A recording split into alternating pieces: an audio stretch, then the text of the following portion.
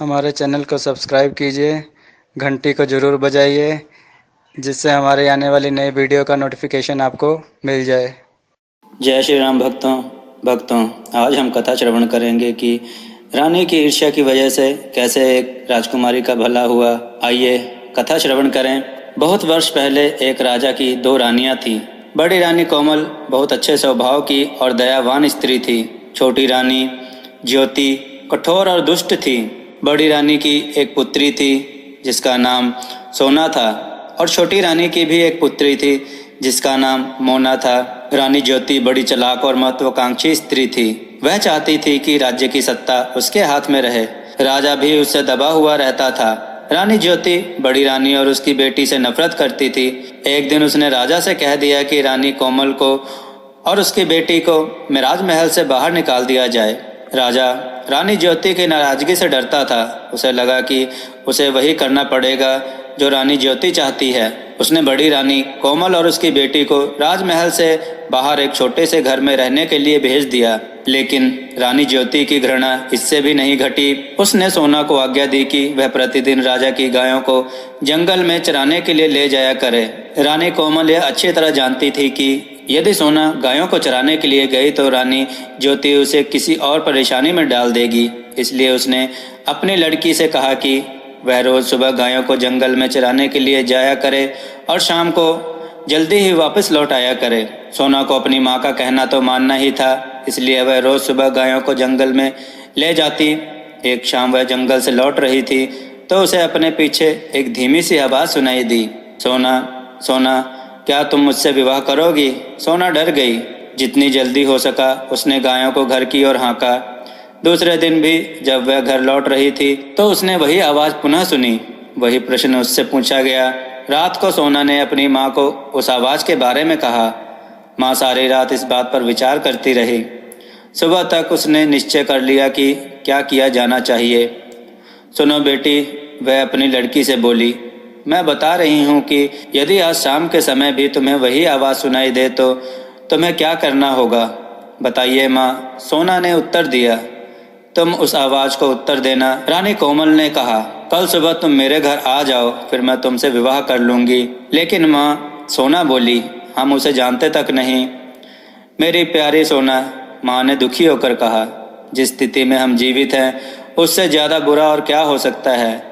हमें इस प्रस्ताव को स्वीकार कर लेना चाहिए। ईश्वर हमारी सहायता करेगा। उस संध्या को जब सोना गायों को लेकर लौट रही थी उसे वही आवाज़ फिर सुनाई दी। आवाज़ कोमल और दुख भरी थी।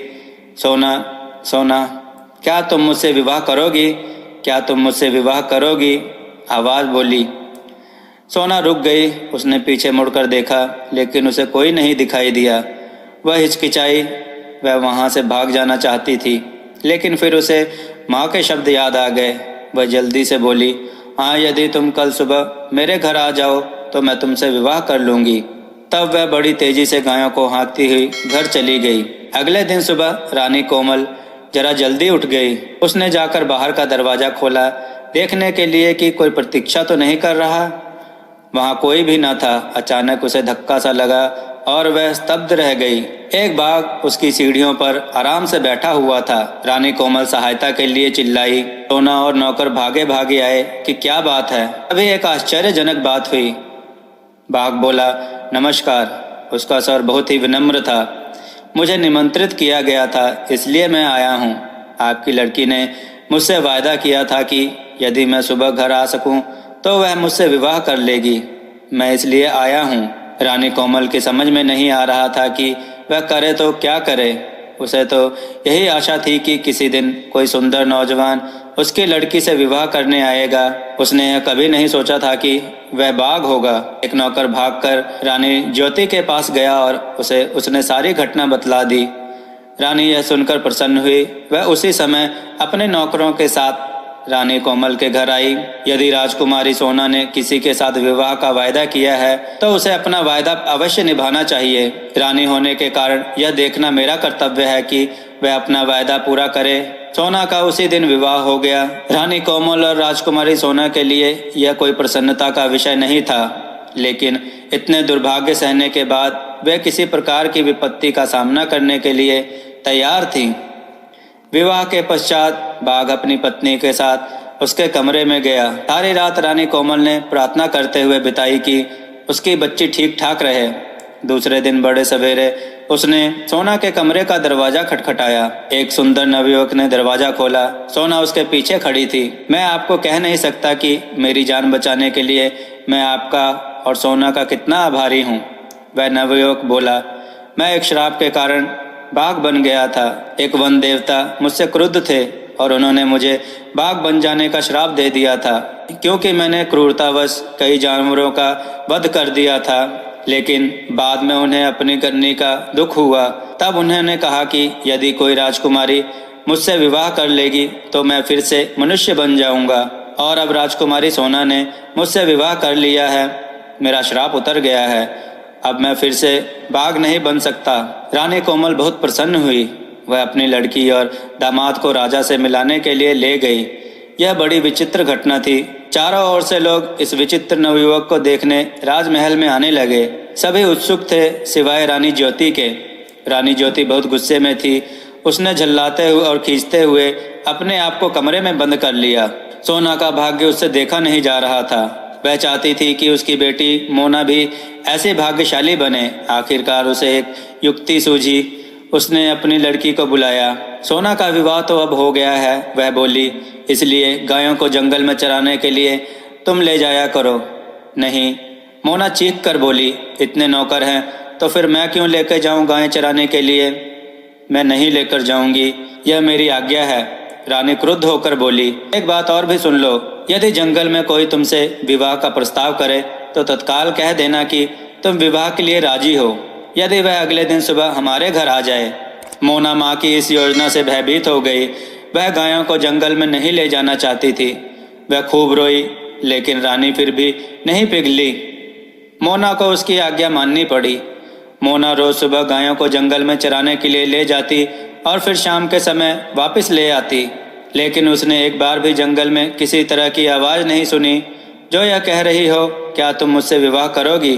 फिर भी रानी निराश नहीं हुई। जंगल में अब कोई ऐसा बाघ तो रहा नहीं, तो इसलिए विवाह का प्रस्ताव कौन करता। इसलिए उसने खुद एक योजना बनाई और जंगल में एक अजगर ढूंढने का निश्चय किया। उसने अपने नौकरों को एक अजगर लाने की आज्ञा दी। बहुत खोज करने पर काफी दिनों पश्चात उन्हें एक बहुत बड़ा अजगर मिला। उसे पकड़कर वे राजमहल में ले आए। आखिरकार रानी का अभिप्राय पूरा हो गया और उसने मोना का विवाह इस अजगर से कर दिया। और रानी को संतोष हुआ। उसने मन ही मन सोचा, मैंने भी अपनी पुत्री का विवाह विचित्र ढंग से किया है, जिससे नगर में मेरी वाह वाह होगी। विवाह की रात मोना तथा अजगर को एक कमरे में बंद कर दिया गया। रानी अधीरता से सुबह की प्रतीक्षा कर रही थी। रानी ज्योति ने सवेरे सवेरे ही लड़की के कमरे का दरवाजा खटखटाया, लेकिन कोई उत्तर न मिला। उसने जरा और जोर से दरवाजा खटखटाया, लेकिन दरवाजा तब भी ना खुला। रानी से और प्रतीक्षा ना की गई और उसने धक्का देकर दरवाजा खोल दिया। मोटा अजगर जमीन पर पड़ा हुआ था, लेकिन मोना का कहीं पता नहीं था। रानी चीख पड़ी। महल में सभी को उसकी चीख सुनाई दी। राजा और नौकर भागे आए कि क्या बात है, राजकुमारी कहाँ है? सब चिल्लाए, वह तो अजगर के पेट में होगी। रसोइया बोला, देखो वह कितना मोटा हो गया है। रानी अब बड़ी जोर जोर से रोने लगी। राजा भी रोने लगा। रसोइया अपना सबसे बड़ा चाकू ले आया। वह बोला, यदि वह अब तक जीवित हुई तो मैं राजकुमारी को बचाने की कोशिश करूंगा। उसने अजगर का पेट चीर डाला। मोना अच्छी भली जीवित थी। रसोइये ने उसे बाहर खींचा। वह चीख मारकर अपनी माँ की तरफ भागी। अजगर की मृत्यु हो गई और साथ में रानी ज्योति की इच्छा की भी कि मोना का विवाह सोना की तरह किसी योग्य और संपन्न नवयुवक से हो। भक्तों, हमें कभी भी किसी से ईर्ष्या नहीं करनी चाहिए, क्योंकि ईर्ष्या करने से व्यक्ति अपना स्वयं का नुकसान कर लेता है। उससे किसी और को कोई तकलीफ नहीं होती। भक्तों, अगर आपको यह कथा पसंद आई हो तो कमेंट में जय श्री राम अवश्य लिखें और इस कथा को अधिक से अधिक शेयर करें और हमें इंस्टाग्राम पर फॉलो करें, जिसका लिंक डिस्क्रिप्शन में दिया गया है। भक्तों, देववाणी चैनल को ज्वाइन बटन प्राप्त हुआ है। आप उसे क्लिक करें, उसे ज्वाइन करें और नई नई टिप्स, नई नई चीज़ें प्राप्त करें। जय श्री राम भक्तों।